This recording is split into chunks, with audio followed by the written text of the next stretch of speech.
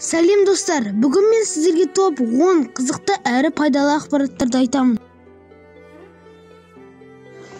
Юлий Цезарь басындағы тазын жасыру үшін үнемі лавр күлтәзін киіп жүріпті.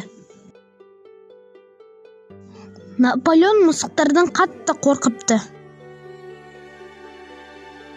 Қазақ халқының тарихындағы тұңғыш кәсіпқой балуан Қажымұқан Мұңайтпасұлы әйелі Надежда Николаеваны Бәтима деп атаған.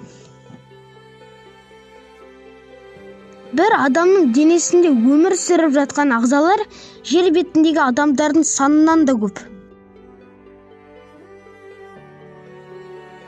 Сахара шөлінде 1979 жылдың 18 ақпанында қар жауған. Жарғанат ұша алатын жалғыз сүтқоректі.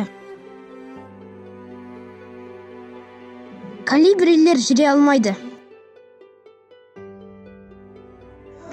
Көбелектерде асқазан болмайды.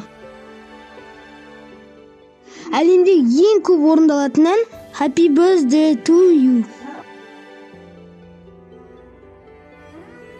Бір қыл шаш 3 келі салмақты көтеріп тұра алады. Осымен видео аяқталды. Каналға тіркеліп лайк басып кетіңіздер. Сау болыңыздар.